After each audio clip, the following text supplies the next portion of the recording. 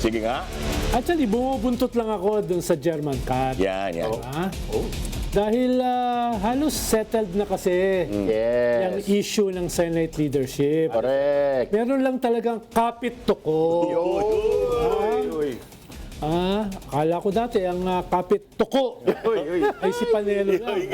No, pati pala ito. Si online seller. No? Hindi pa natatahimik. Correct. No? Kung meron ka ng recognition ng executive branch at saka ng lower house Yun. at meron ka ng majority, very compelling na Yun. na ikaw yung bagong Senate leadership. Correct. Medyo mabait lang ito si si Win Sen Win, Gatchalian. oh. Ayaw na manigurado. Correct. Gusto niya ay siguraduhin Correct. na meron silang 13. Para wala na masabi. Correct. Oh, correct. Pero sabi nga ng mga legal luminaries, katulad ni Justice Carpio, Correct. yung 12 sapat na. Sapat na. Hindi lang para magtanggal, kundi para Mag-elect din. Oh. Correct.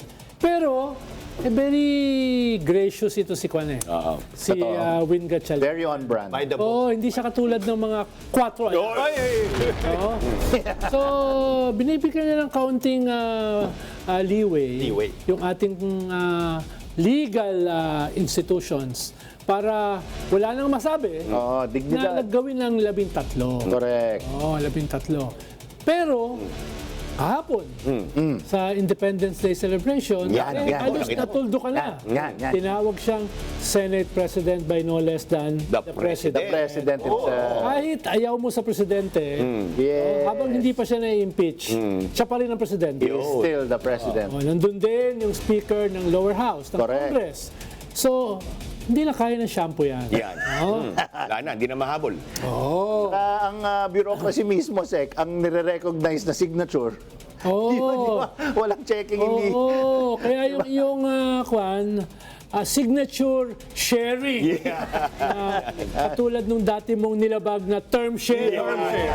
Wala nang kukuha niya. Yes, sir. Yes, Wala sir. nang kukuha niya. Kaya sana, Yan, Yun. sana. gawin mo na talagang profesyon, ang online selling. Baka meron ka pang mabenta dyan. May future. No? Hindi katulad nung binebenta mo na the Senate is under attack. No? Katulad ng binebenta mo na we have to defend the independence of the Senate. Yan, no? yan. Katulad ng binebenta mo na wala lang. Na pinapalakpakan ka ng mga media. ng mga staff mo pala. Yung mga pumapalakpak sa Correct. May nag-lead pa ng Nawa cheer. ako, ganun kapatetik, di ba? May nag-lead pa ng Diba? cheer. Daig pa ni Guido eh. Guido support eh. At least kung kukuha tayo na dito ng tikapalakpak sa atin, no? Hindi halatang bayaran. No? Halatang mesaya. Pero hindi mo nasasabi na bayaran. Tama. No? Kaya tapusin na yan, yung kalokohan na yan. Ang daming nakabinbin Yun. na mga appointments. Yun. Ang daming nakabinbin na mga bills for legislation. Yan. At itong national budget, malapit ng mabinbin din. Yun. Papalapit na ang impeachment trial. Papalapit na ang State of the Nation. Yan. Habang nangyayari yan, meron tayong economic crisis. Correct. Oh. Meron tayong political crisis. Yun. Tuldukan na yung isang aspeto na yan ng ating political crisis. Yun. Oh, sa bagay, ang hirap kasi pag ikaw ay sobrang walang hiya. Yan. No? Sobra na. Sobrang kapit ko. Yan. Ay talagang hindi rin kita masisisi. No? Pero ingat ka. Baka next week, makasuhan ka rin ng plunder para sa mga flood control projects sa Taguig. Baka lang, hindi ko sinasabi na makakasuhan ka. Meron bang ganun mga ubo ganun ba, Sec? Dahil ngayon ko lang nalaman, Yan. ang dami rin palang flood control projects sa Taguig.